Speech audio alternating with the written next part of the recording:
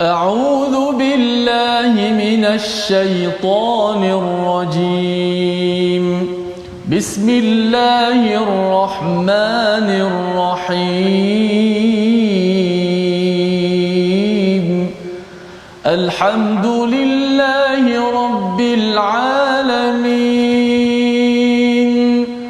الرحمن الرحيم. مالك يوم الدين. إياك نعبد وإياك نستعين. اهدنا الصراط المستقيم.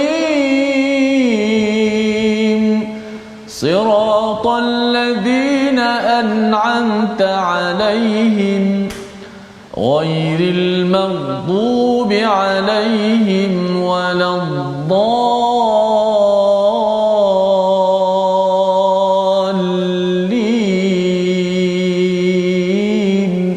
آمين. Assalamualaikum warahmatullahi wabarakatuh. Alhamdulillah wassalatu wassalamu ala Rasulillah wa ala alihi wa man wala syada la ilaha illallah syadana Muhammadan abduhu wa rasuluhu. Allahumma salli ala sayidina Muhammad wa ala alihi wa sahbihi ajma'in. Amma ba'du. Apa khabar tuan-tuan dan puan yang dirahmati Allah sekalian? Kita bertemu dalam My Quran Time baca faham amal pada hari ini. Insya-Allah kita sama-sama ingin mengulang kaji 6 halaman ya, 6 halaman yang telah pun kita baca pada minggu ini daripada halaman 294 hingga 299 dan hari ini kita bersama dengan Al-Fadil Ustaz Tirmizi Ali. Apa khabar Ustaz? Alhamdulillah, apa khabar ini? Alhamdulillah ya, kita nak mengulang kaji hari ini ya agar kita dapat jangan lupa ataupun mungkin bagi sebahagian daripada tuan-tuan kali pertama ya mengikuti My Quran Time ataupun tak sempat mengikuti 6 halaman sebelum ini tetapi kita ingin bersama ya mengulang kaji halaman pada hari ini dan sudah tentu kita ada tetamu jemputan kita sebentar lagi kita akan perkenalkan Ustaz ya. Kita mulakan dahulu dengan doa ringkas kita. Subhanakala ilma lana illa ma 'allamtana innaka antal alimul hakim. Rabbi zidni ilma. Siapakah tetamu kita pada hari ini? Al-Fadil Ustaz Dr. Arif Musa. Apa khabar Ustaz Doktor? Alhamdulillah sihat Ustaz. Alhamdulillah. Masya-Allah. Harap Ustaz Fazrul pun sihat sama. Alhamdulillah sihat. Alhamdulillah ya. Bersyukur betul ya bila dapat bertemu dengan Dr. Arif pada hari ini untuk mengulang kaji surah Al-Kahfi, surah yang amat menarik Ustaz ya. Amat menarik ya. Jadi apa komen Ustaz hari ini? Apa khabar semuanya? Alhamdulillah sihat, semua ahli keluarga pun sihat semua. Alhamdulillah. Baik, alhamdulillah. Jadi hari ini kita ingin memulakan halaman 294. Kita sudah pun membaca pada minggu lepas ayat 1 hingga 4 dan meneruskan sehingga ayat yang ke-10 ya, 10 dan seterusnya. Apa yang kita nak sama-sama ya, nak sama-sama laksanakan pada hari ini ialah kita akan membaca sekali lagi ayat nombor 10 ini. Sebelum itu, tuan-tuan yang masih di Facebook ya, jemput untuk share ya, maklumkan kepada rakan-rakan dan titipkan doa untuk mereka ya, doakan agar kita ini semua diberikan rahmat oleh Allah Subhanahu Wa Taala, diberikan rasyada ya, petunjuk daripada Allah Subhanahu Wa Taala. Jadi sama-sama kita dengarkan, kita baca bersama ayat 10 dipimpin Ustaz Tirmizi dan kemudian kita nak melihat apakah kesimpulan awal bila dinyatakan dalam hadis tentang 10 ayat daripada surah Al-Kahfi, mungkin di awal ataupun di akhir, apakah pelajaran penting agar bila tuan-tuan mengamalkan surah ini pada saban minggu, insya-Allah kita sudah pun mempunyai kefahaman serba sedikit tentang 10 ayat pertama surah Al-Kahfi. Kita baca ayat 10 surah Al-Kahfi. Silakan Ustaz. Terima kasih Fadil Ustaz Fazrul, juga tetamu kita di online Dr. Arif Musa, penonton-penonton, sahabat-sahabat Al-Quran. Jom kita mulakan majlis atau kita gunakan program kita dengan membaca ayat ke-10 menjadi asas kepada perbincangan kita pada hari ini. A'udzubillahi minasyaitonirrajim. Idza awal fityatu ila al-kahfi faqalu rabbana atina min ladunka rahmatan wa hayyi lana min amrina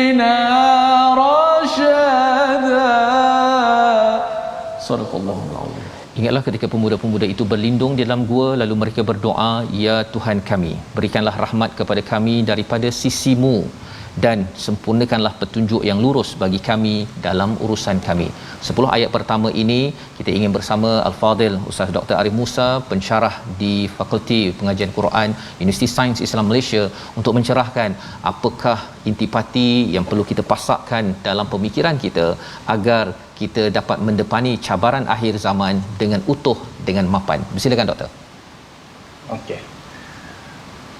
Alhamdulillah wassalatu wassalamu ala Rasulillah wa ala alihi wa sahbihi wa mawalah. Assalamualaikum warahmatullahi wabarakatuh. Waalaikumsalam. Sekali lagi terima kasihlah pada My Quran Time kerana sudi menjemput saya sekali lagi untuk berkongsi apa yang saya tahu tentang sedikit daripada ilmu yang Allah Subhanahu Wa Taala kurniakan kepada kita.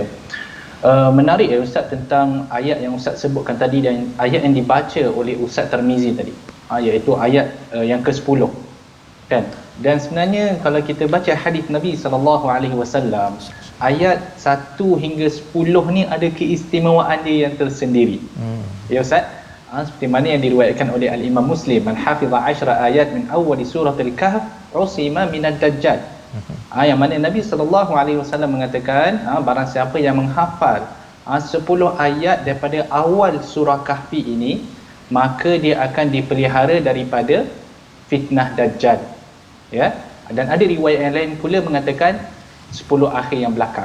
Tapi pada kali ini kita akan cuba fokus untuk 10 ayat yang terawal ini. Menarik Ustaz bila Ustaz cuba nak mendapatkan kesimpulan, bila Ustaz cuba nak mendapatkan panduan daripada 1 hingga 10 ni, ya, kerana ia sendiri disebutkan secara spesifik oleh Nabi sallallahu alaihi wasallam. Jadi para ulama pun bincanglah macam manalah yang 10 ni, 10 ayat ni boleh memelihara seseorang itu daripada fitnah dajjal itu. Jadi apa panduan yang cuba nak diserapkan dalam 10 ayat yang pertama ini? Jadi kalau kita perhatikan Ustaz, 10 ayat yang pertama ini, dia adalah ibarat satu mukaddimah kepada apa yang akan diceritakan secara panjang lebar di dalam surah Al-Kahfi. Kalau kita melihat, ya, kita kena pegang dengan panduan-panduan yang Allah Subhanahu Wa Taala letakkan dalam 10 ayat yang pertama. Kalau kita lihat pada awal surah Al-Kahfi itu diceritakan tentang kebesaran, kemuliaan Al-Quran, ya, kesucian Al-Quran daripada sebarang percanggahan ataupun kesalahan. Dan Al-Quran ini apakah peranan dia? Peranan dia adalah untuk memberikan hidayah kepada manusia, memberikan khabar gembira buat mereka yang beriman, dan juga memberikan ugutan dan amaran kepada mereka yang menentang, ya. Dan juga kalau kita lihat dalam 10 ayat yang pertama ni juga ada juga disebutkan tentang hakikat kehidupan dunia, iaitu dunia ni dia hanyalah satu kehidupan yang sementara, manakala yang lebih penting adalah di mana kita semua akan kembali pada satu masa nanti. Jadi bila kita faham konteks dia, kita faham hakikat kehidupan dunia, maka terserlahlah keperluan kita untuk beramal dengan sebaik-baik amalan, ya. Dan kalau kita lihat yang ayat yang Ustaz Tirmizi baca tadi, saya suka sebab dia diakhiri dengan satu doa, ya, kan? Betul. Kalau kita faham dengan kisah Ashabul Kahfi dan disebutkan oleh para ulama, iaitu surah Al-Kahfi ni secara ringkas dia nak menceritakan tentang fitnah kehidupan, yang mana ada dalam 4 fitnah kalau tak silap saya, iaitu fitnah agama, fitnah harta, fitnah ilmu, fitnah kekuasaan, ya. Tetapi di dalam ayat yang dibacakan oleh Ustaz Tirmizi tadi, kerana kita tahu bahawa fitnah yang dihadapi oleh Ashabul Kahfi adalah fitnah agama, dan nanti bila kita akan, naudzubillah lah, minta kita tak sempat dengan Dajjal lah kan, bila seseorang itu berjumpa dengan Dajjal, fitnah yang paling besar yang dia akan hadapi adalah fitnah agama. Jadi di sini Allah Subhanahu Wa Taala seolah-olah memberikan panduan kepada kita, di mana kita, walaupun kita melengkapkan diri kita dengan keimanan, kita cubalah lengkapkan diri kita dengan ilmu yang sahih apa semua, dalam masa yang sama kita perlu meletakkan pergantungan kita kepada Allah Subhanahu Wa Taala. Kerana agama seseorang itu sangat sukar untuk dijaga Ustaz. Pelbagai cabaran dan dugaan yang kita tak boleh, yang kita nak kena hadapi. Jadi itulah pentingnya doa yang dibaca oleh Ustaz Tirmizi tadi, Rabbana atina min ladunka rahmah wa hayyi lana min amrina rasyada. Wahai Tuhan kami, kurniakanlah kami rahmat dari sisimu dan berikanlah kemudahan-kemudahan serta pimpinan kepada kami untuk keselamatan agama kami. Dan betapa pentingnya doa ini, lebih-lebih lagi bila seseorang itu sedang diuji dengan fitnah Dajjal. Jadi pendek kata apa yang saya cuba nak sampaikan Ustaz, iaitu panduan yang diletakkan pada 10 ayat yang pertama ini perlu dihayati oleh setiap orang. Kerana apa? Kerana ia insya-Allah akan menjadi perisai untuk kita menghadapi. Naudzubillah, minta kita tak jumpa lah Ustaz, sebab fitnah Dajjal ni bukan fitnah yang biasa Ustaz. Fitnah yang diberi peringatan oleh bukan sahaja Nabi SAW, bahkan nabi-nabi yang sebelum ni pun dah memberi amaran tentang fitnah Dajjal ni. Tetapi jikalau seseorang itu diuji dengan fitnah Dajjal, maka baik juga kalau dia mengamalkan doa ini sebagai perisai. Wallahu a'lam. Terima kasih diucapkan pada Dr. Arif Musa menjelaskan ya. Terima kasih atas penjelasan bahawa 10 ayat ini penting Ustaz ya untuk mengelakkan daripada fitnah Dajjal. Dan kalaupun kita tidak sampai pada Dajjal itu, rupa-rupanya kita tidak mahu tertipu dengan ajaran-ajaran yang mini Dajjal. Dajjal kecil Ustaz ya istilahnya, iaitu mungkin ada ajaran-ajaran sesat, ada di kalangan yang mencari agama Ustaz, tetapi mungkin bertemu dengan kumpulan-kumpulan yang tidak ada senarai semak 10 ayat ini. Contohnya, kalau nombor 1 seperti mana yang dinyatakan tadi, ada Quran. Kadang-kadang ada Quran Ustaz, tapi dibaca terbalik daripada belakang, kemudian ditulis dicampur-campurnya, kemudian dikata ini adalah rahsia untuk jadi kebal. Contohnya kan. Ini adalah perkara-perkara pelik yang dicari oleh manusia, tetapi sebenarnya Allah menyatakan peristiwa Ashabul Kahfi ini sudah cukup pelik. Tetapi bukan sekadar Ashabul Kahfi, segala benda yang ada di atas muka bumi ini sebenarnya adalah ajaba ya, sebagai satu ayat daripada Allah SWT untuk kita perhatikan.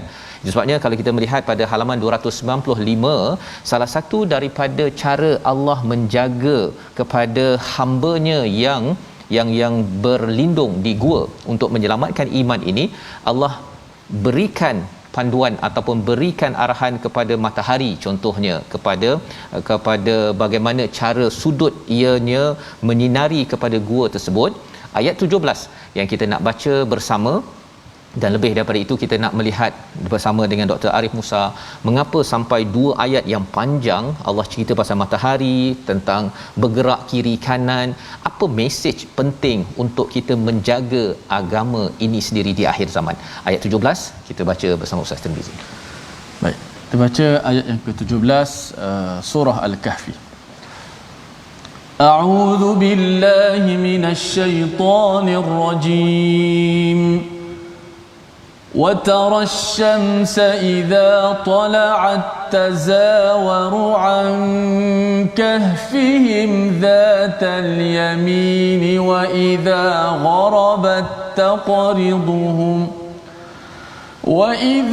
غربت تقرضهم ذات الشمال وهم في فجوة منه ذلك من آيات الله من يهد الله فهو المهتد ومن يضلل فلن تجد له وليا مرشدا. صدق الله. Surah Al-Azim. Dan engkau akan melihat matahari ketika terbit condong daripada gua mereka ke sebelah kanan, dan apabila matahari itu terbenam ke sebelah kiri mereka, sedang mereka berada dalam tempat yang luas di dalam gua itu. Itulah sebahagian daripada tanda-tanda kebesaran Allah. Barang siapa diberi petunjuk oleh Allah, maka dialah yang mendapat petunjuk. Barang siapa yang disesatkannya, maka engkau tidak akan dapat seorang penolong yang dapat memberi petunjuk kepadanya. Allah bercerita pasal matahari daripada kiri kanan tersebut, dan dinyatakan di sini zalika min ayatillah. Ini adalah tanda kebesaran Allah SWT. Perlukan pencerahan daripada Dr. Arif Musa, dekat mana tanda kebesaran itu dan mengapa Allah menggunakan perkataan ayatillah untuk sama-sama kita maknai ayat ini. Silakan doktor. Okey. Jadi ayat ni Ustaz memang agak menarik sebab apa? Sebab biasanya Allah Subhanahu Wa Taala dia sedang menceritakan satu kisah. Dan Allah Subhanahu Wa Taala, kalau kita lihat pada satu kisah, banyak perkara yang berlaku. Tetapi Allah Subhanahu Wa Taala memilih hanya beberapa perkara yang berlaku untuk disemadikan di dalam Al-Quran, menunjukkan bahawa benda ni sangat penting. Jadi dia boleh difahami dalam pelbagai bentuk. Ya Ustaz. Jadi matahari ni pun kita pun tahu matahari ni adalah antara tanda di orang kata apa, tanda-tanda besar kiamat juga. Matahari ni akan terbit daripada sebelah barat. Ya Ustaz. Ya betul. Jadi tetapi dalam ayat ini apa yang saya cuba nak bawakan kepada tuan-tuan adalah kefahaman dia mengikut konteks apa yang cuba nak disampaikan oleh Allah Subhanahu Wa Taala, iaitu dalam konteks Ashabul Kahfi, kisah pemuda Ashabul Kahfi. Okey. Ashabul Kahfi ni seperti mana yang Ustaz sebutkan, mereka pergi ke gua, dan gua itu Allah Subhanahu Wa Taala katalah kedudukan gua itu adalah di mana ketika matahari terbit dia cenderung ke sebelah kanan, ya Ustaz. Apabila matahari terbenam, dia meninggalkan mereka daripada sebelah kiri. Jadi setengah ulama kan bila dia nampak ayat ni, dia cuba nak tentukan lokasi gua ini mengikut petanda matahari tu. Ada setengah ulama dia cuba, jadi dia kata berdasarkan kepada ayat ini kedudukan lokasi gua ni berkemungkinan berada di sekian dan sekian. Okey. Tetapi sebenarnya kalau ikutkan apa yang saya faham, pandangan saya adalah di mana lokasi gua ini kalaulah ia penting, nescaya ia telah diberitahu oleh Allah Subhanahu Wa Taala lah, kan. Tetapi sebab dia dibiarkan mubham, dibiarkan orang kata apa, tidak ditentukan secara spesifik, bermakna ia tidaklah bermanfaat sangat. Okey. Tetapi yang menariknya Ustaz tentang matahari, tentang nuqallibuhum, ayat yang selepas dia tu. Okey. Kalau kita ingat doa yang dibaca tadi, hayy lana min amrina rasyada, rabbana atina min ladunka, kurniakanlah kepada kami rahmat daripada kamu, dan berikanlah kami panduan untuk apa, untuk menjaga keselamatan agama kami. Okey. Pemuda Ashabul Kahfi mereka pergi ke gua. Yang mana gua itu, okey, Allah Subhanahu Wa Taala memelihara mereka daripada terkena dengan matahari. Betul tak? Betul. Sebab matahari ni kalau kena pada satu benda pada masa yang lama, cahaya matahari ni dia boleh merosakkan benda tersebut. Betul. Kan? Kalau kita letak kereta kat luar Ustaz, sekarang pun tengah musim cuaca panas juga Ustaz ni. Jadi kalau kita letak kereta di luar, matahari asyik kena matahari, lama-lama kereta tu rosak. Betul. Apatah lagi kalau kita letak kereta di luar selama 300 tahun. Selamat Ustaz, kereta tu hancur berderai. Hancur, betul. Jadi Allah Subhanahu Wa Taala nak memelihara Ashabul Kahfi ini. Kalau kita baca tafsir Ibnu Kathir, kita boleh lihatlah Allah Subhanahu Wa Taala memelihara mereka dengan, kalau Ibnu Kathir punya pendapat, Allah Subhanahu Wa Taala mengubah sedikit gerak cahaya tu, supaya ia tidak mengenai kepada Ashabul Kahfi. Jadi badan mereka terpelihara. Itu yang pertama.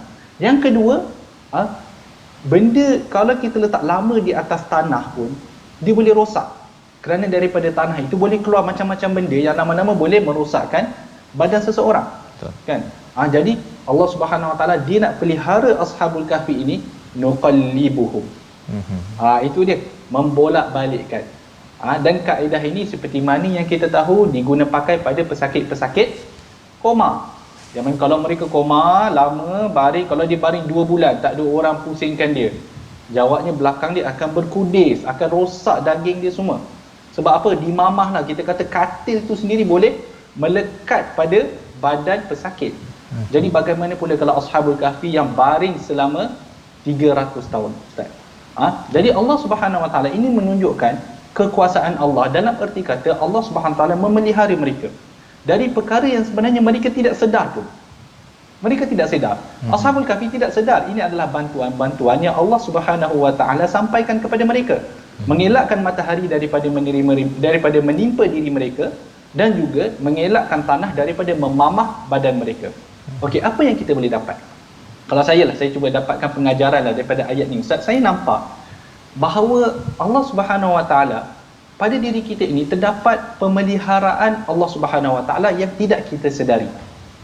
Allah Subhanahu Wa Taala sentiasa memelihara kita, lebih-lebih lagi jikalau kita ini di kalangan orang yang beriman. Jadi kalau mereka yang di luar sana, kalau ada masalah kemurungan, dia macam kadang-kadang orang yang ada depression Ustaz, dia rasa macam diri dia sunyi kot. Macam dia rasa, yelah, perasaan mungkin tak ada orang ambil kisar, tak ada orang ambil berat, ya.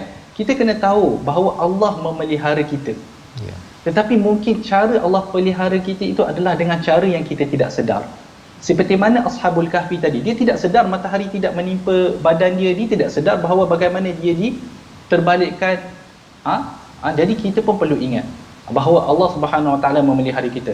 Kalaulah kita terasa bahawa tak ada orang yang kisah pada diri kita, ingatlah bahawa Allah menyayangi kita dan sentiasa memelihara diri kita. Itu adalah saya punya kefahaman dan saya punya tadabbur pada ayat yang dibaca tadi. Masya-Allah. Jadi petunjuk Allah itu, petunjuk kekuasaan Allah terserlah pada pemeliharaan Allah terhadap hamba-Nya yang beriman. Wallahu a'lam.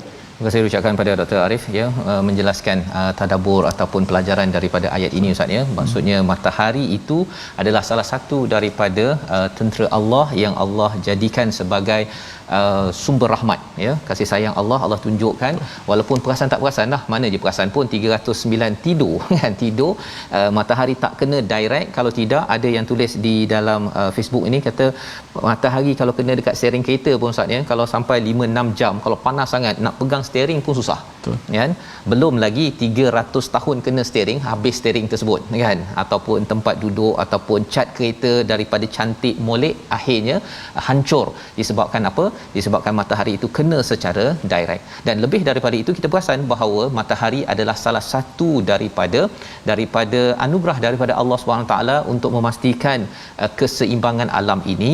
Dan kalau ada yang depressed ataupun stres Ustaz ya, kata Dr. Arif tadi sebentar tadi, pergi cari matahari ya, tengok, ambil cahaya, keluar sikit rumah ke, ambil cahaya matahari.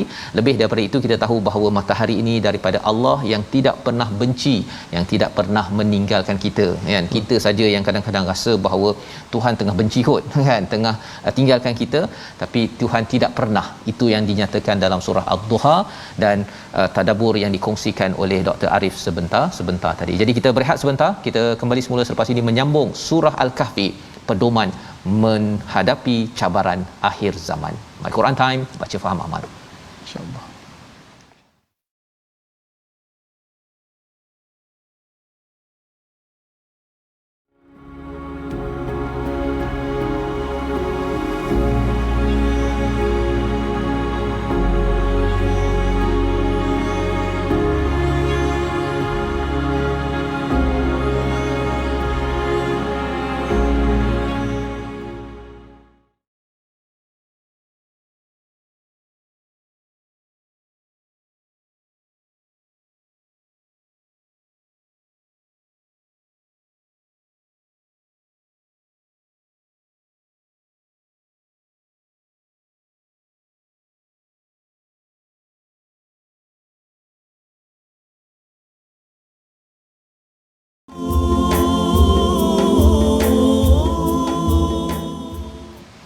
أعوذ بالله من الشيطان الرجيم.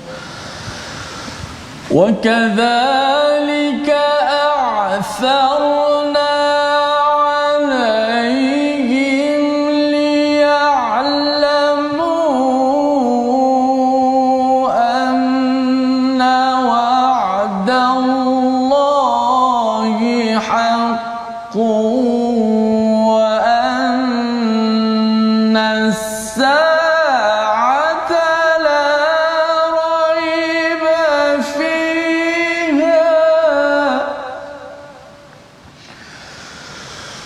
وأن الساعة لا ريب فيها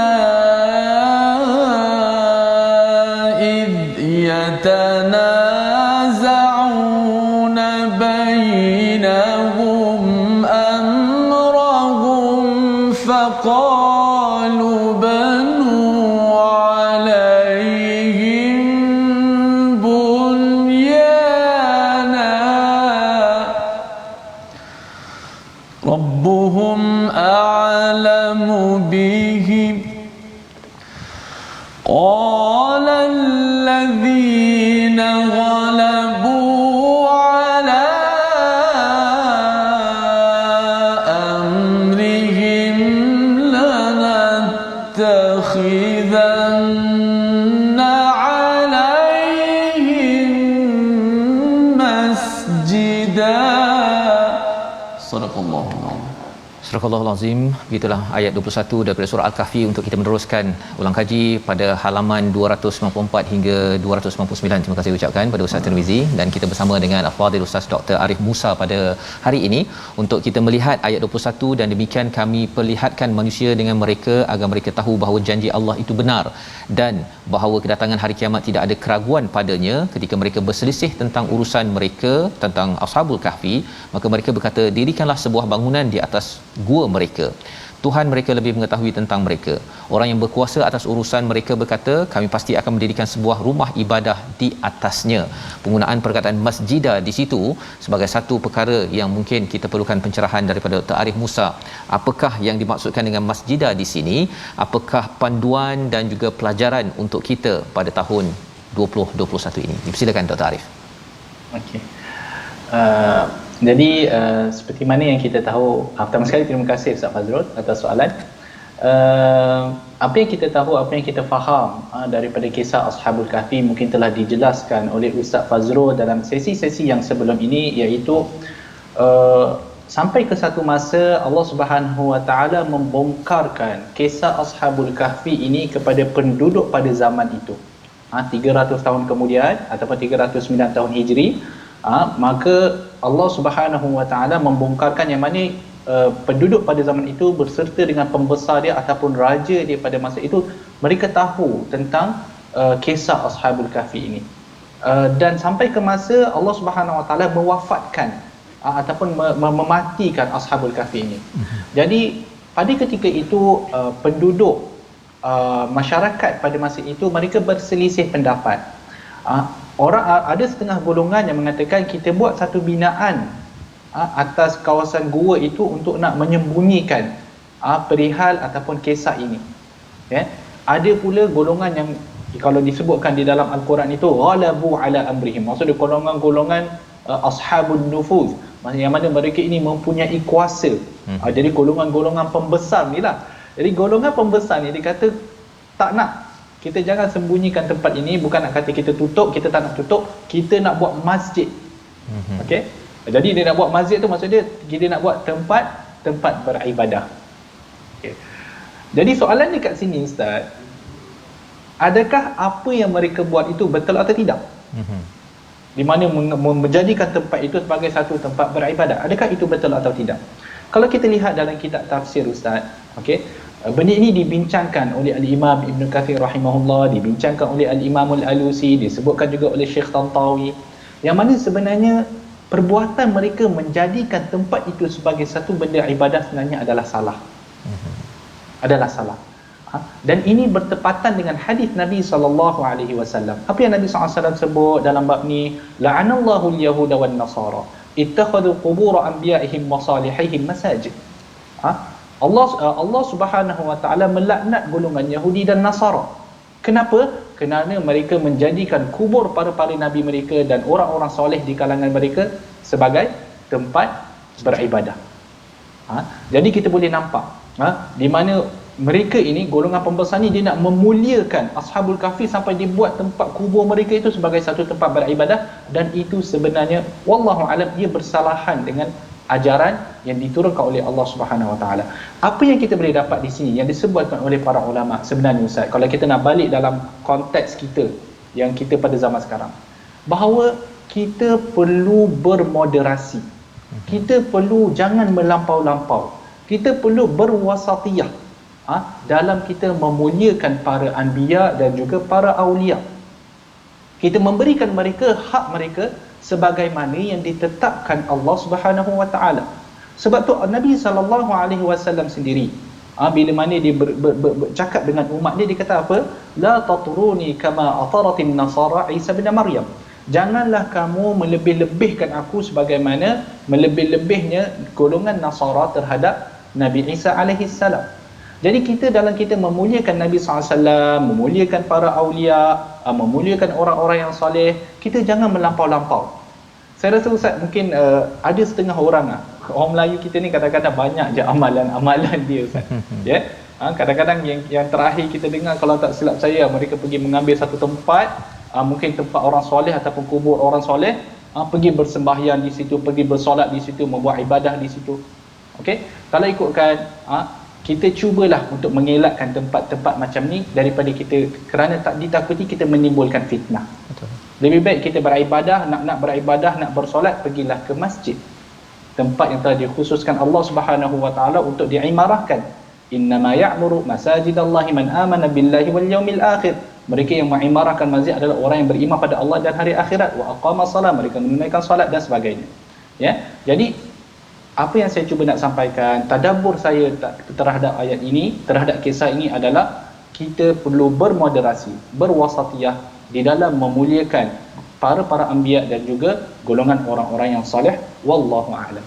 Terima kasih ucapkan pada Dr. Arif ya, menjelaskan, dan bila Ustaz Dr. menjelaskan perkara ini Ustaz ya, dia ada kaitan dengan pembukaan 10 ayat pertama.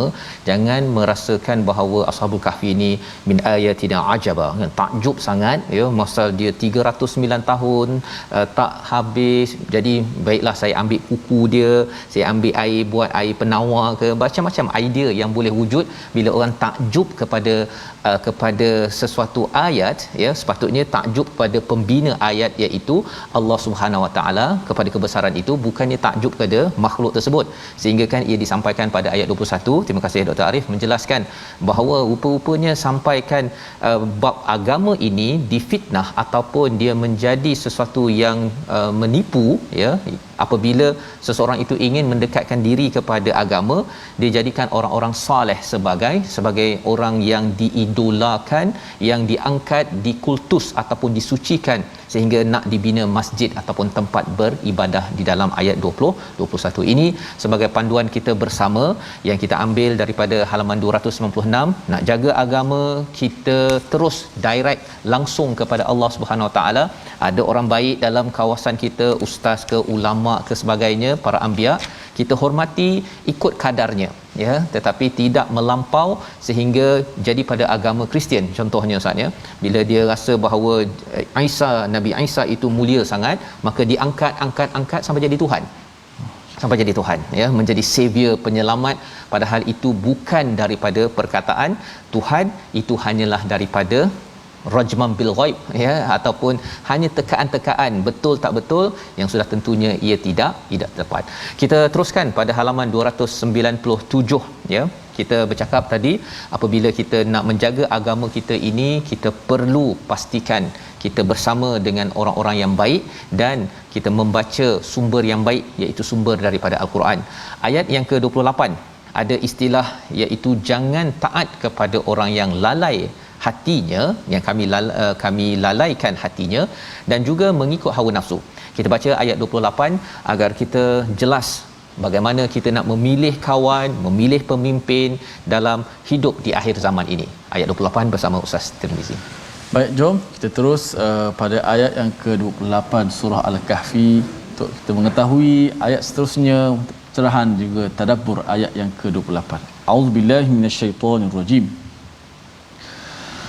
واصبر نفسك مع الذين يدعون ربهم بالغداة والعشي يريدون وجهه ولا تعد عيناك عنهم تريد زينة الحياة الدنيا ولا تطع من أغفلنا قلبه عن ذكرنا واتبع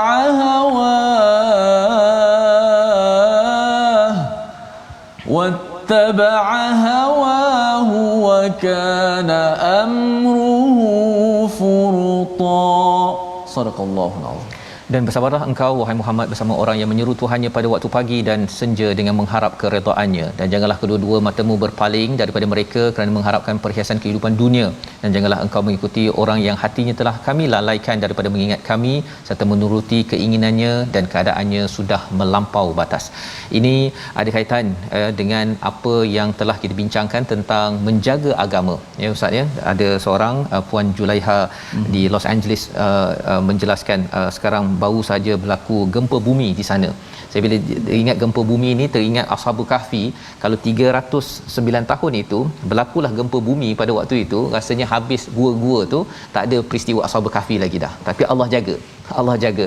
Dan ketika saya di sana dulu pun ada pengalaman, tengok jam dia bergerak kan. Saya ingatkan saya yang pening. Rupanya pada waktu itu ada skala gempa bumi skala Richter yang rendah. Tapi nak ceritanya ialah bagi orang yang berada di sana, dia kata alah biasalah tu. Biasalah ya, tetapi bagi imam di kawasan situ di Orange County di California itu, dia kata jangan ambil ini sebagai biasa. Jadi ada beza orang yang ingat Tuhan dengan orang yang lalai hatinya. American sana tu memang dia kata biasa, it's okay, asalkan tidak runtuh apa sebagainya. Jadi perlukan komentar daripada Dr. Arif Musa. Apa maksud hati yang kami lalaikan dan juga mengikut hawa nafsu? Macam mana nak pastikan kita tidak tersadung ya bersama dengan orang-orang begini, ataupun kita pun sekali berada dalam kumpulan ini? Silakan doktor. Okey. Terima kasih Ustaz Fazrul atas soalan. Kalau kita lihat pada ayat yang ke-28, konteks dia macam mana Ustaz? Orang musyrikin pada satu masa dia meminta kepada Nabi SAW supaya dijauhkan orang-orang yang miskin, orang-orang yang fakir ini, dibezakan antara orang yang kaya dan orang yang fakir lain daripada tidak boleh sama. Okey? Jadi Allah Subhanahu Wa Taala mengarahkan kepada Nabi SAW supaya sentiasa bersabar dengan orang yang fakir dan miskin ini, ya, kerana mereka inilah golongan yang yad'una rabbahum bil ghadati wal ashi. Mereka yang beribadah kepada Allah, mereka yang berdoa kepada Allah Subhanahu Wa Taala pagi dan malam. Okey, adapun orang musyrikin yang kaya semua tu, Allah Subhanahu Wa Taala nasihat kepada Nabi SAW, wala ta'du 'ainaka anhum. Janganlah kamu nak terpandang-pandang, okey? Janganlah kamu memanjangkan pandangan kamu kepada apa yang kami berikan kepada orang musyrikin daripada harta benda dan sebagainya. Ya. Kemudian kita sampai kepada penghujung ayat tu. Wala tuti' man aghfalna qalbahu 'an dhikrina wattaba'a hawa wa kana amruhu furta. Janganlah kamu mentaati golongan ataupun seseorang yang mana kami telah lalaikan hatinya daripada mengingati diri kami. Kalau Al-Imam Al-Qurtubi rahimahullah mengatakan yang wala tuti' man aghfalna qalbahu 'an dhikrina, dia kata kami tutup hati dia. Kan? Maksudnya bila hati dah tertutup, maka tauhid tak boleh nak masuk. Kan? Wattaba'a hawa, bila hati dah tertutup, tauhid dah tak boleh masuk, maka dia membuka peluang kepada syaitan dan hawa nafsu. Maka kat situ yang barulah wattaba'a hawa, maka dia mengikuti hawa nafsu. Jadi daripada ayat ni Ustaz, kita boleh nampaklah bahawa seolah-olah kan wala tuti' man aghfalna qalbahu 'an dhikrina, maksudnya bila mana hati ni tertutup, maka terbuka pintu-pintu kejahatan yang lain. Sebab itu kalau kita lihat pada hadis Nabi SAW, inna fil jasadi mudghah idza salahat salahal jasadu kulluh wa idza fasadat fasadal jasadu kulluh. Kan? Di dalam jasad kita ada satu seketul daging, yang mana kalau daging itu baik, maka baiklah segala amalannya. Maka bila daging itu rosak, maka rosaklah segala amalannya, iaitu ala wahyal qalb, itu adalah hati. Jadi bila seseorang itu lalai daripada mengingati Allah Subhanahu Wa Taala, maka di saat itu dia akan mula menurut hawa nafsu. Okey, ayat ini memerintahkan Nabi SAW jangan taat. Saya suka di awal soalan Ustaz tadi, yang mana Ustaz mengaitkan dia dengan kepimpinan. Yang mana kita bila kita memilih pemimpin, perlulah kita memilih pemimpin yang kita percaya pada agama dia tu. Kan? Sebab mereka inilah orang yang akan memerintah ataupun yang akan memberi keputusan dalam urusan-urusan kehidupan kita, baik dari segi urusan ekonomi kita sehinggalah ke urusan yang paling penting, iaitu urusan agama kita. Jadi bila nak memilih pemimpin, pilihlah pemimpin yang kita boleh percaya bahawa dia ini adalah orang yang insya-Allah akan menghayati ajaran Allah dan Rasulnya. Dan kalaulah keluar satu arahan perintah yang mana dia bersalahan dengan arahan Allah Subhanahu Wa Taala, maka di saat itu kita tidak boleh taat. Kita tidak boleh taat. Kan? Setiap arahan yang bersalahan dengan arahan Allah adalah terbatal. Kita tidak boleh taat. Lebih-lebih lagi jika ia membabitkan urusan tauhid dan akidah. Okey? Jadi Kalaulah kita nak kaitkan ayat ini pula dengan apa yang berlaku di Los Angeles itu, saya suka dengan cara Ustaz Fazrul tadabbur ayat ni. Saya suka, saya memang berminat. Kerana Ustaz Fazrul boleh mengaitkan dengan hati. Bila mana hati seseorang itu bersih, bila mana hati seseorang itu terikat dengan Allah Subhanahu Wa Taala, maka setiap apa yang berlaku di sekeliling dia, dia akan mengaitkan dia kepada kekuasaan Allah Subhanahu Wa Taala, dengan rahmat Allah Subhanahu Wa Taala. Sebab tu Ustaz Fazrul, kalau kita lihat Nabi sallallahu alaihi wasallam, kalaulah berlaku satu perkara, contohlah ada angin yang kuat ataupun nampak awan yang gelap, Nabi SAW akan terus bersolat sunat. Kerana ditakuti itu adalah satu bentuk azab. Adapun kita, kalaulah nampak awan yang gelap sangat, apa yang kita biasa buat? Angkat kain baju. Tidur. Betul tak? Tanpa kita orang kata mengaitkan bahawa kita tidak ada perasaan, kita tidak ada di dalam hati kita perasaan seperti mana yang dirasai oleh Nabi sallallahu alaihi wasallam, dan itu antara benda yang perlu kita latihlah diri kita. Kan, jangan nampak benda biasa. Sekarang saya boleh lihatlah COVID sekarang bagi orang macam benda yang dah biasa. Tetapi jangan lupa, ia masih lagi satu ujian daripada Allah Subhanahu Wa Taala, mendekatkan diri kita kepada Allah. Masjid sudah dibuka, dibenarkan dalam masjid, di dalam surau, tak silap saya kalau di Selangor dalam 50 ke 100, saya kurang pasti. Kadang-kadang SOP ni cepat sangat berubah dia. Kita mungkin tak follow lah. Tetapi kita boleh nampak lagi bahawa masih ada kekosongan di masjid-masjid, kekosongan di surau. Saya tidak bercerita tentang solat Jumaat, Ustaz. Tetapi kita ceritakan tentang solat-solat fardu yang lain. Ya, masih lagi kekosongan. Maka di manakah orang-orang yang mengambil iktibar atas perkara yang berlaku pada COVID? Adakah kita nak masjid kembali ditutup dan hanya 4 orang boleh solat? Bila dikala Allah Subhanahu Wa Taala membenarkan kita untuk bersolat di masjid, solat subuh, solat zuhur, solat asar. Saya tahu solat Jumaat kita berebut, tak ada masalah. Okey, tetapi solat-solat yang lain ini di mana kita? Maka bersama-samalah kita mengimarah masjid Allah Subhanahu Wa Taala, wallahu a'lam. Terima kasih diucapkan pada Dr. Arif ya, menjelaskan tadi tentang apakah pelajaran daripada halaman 297 ayat yang ke-28, iaitu bila dinyatakan tadi, bila kami lalaikan hati mereka itu an zikrina. Perkataan zikrina itu menarik Ustaz ya. Maksudnya ingat pada Allah, kita membaca az-zikr al-Quran ini perkara yang amat penting.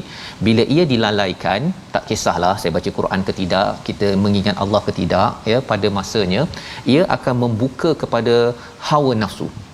Hawa nafsu itulah yang akan melatari kepada pemimpin, ibu, ayah, membuat keputusan yang tidak berteraskan kepada kebaikan. Malah dinyatakan di sini wa kana amruhu furuta. Mereka akan sentiasa melampau batas. Kita rasa pelik, macam mana dia boleh buat keputusan begini? Tapi rupa-rupanya formulanya ialah apabila seseorang itu sentiasa membaca Al-Quran, berzikir dan juga bersama dengan sahabat-sahabat Al-Quran, seperti tuan-tuan yang mengikuti My Quran Time ataupun majlis-majlis ilmu yang lain yang perlu kita perkasakan, yang perlu kita ingatkan sesama sendiri.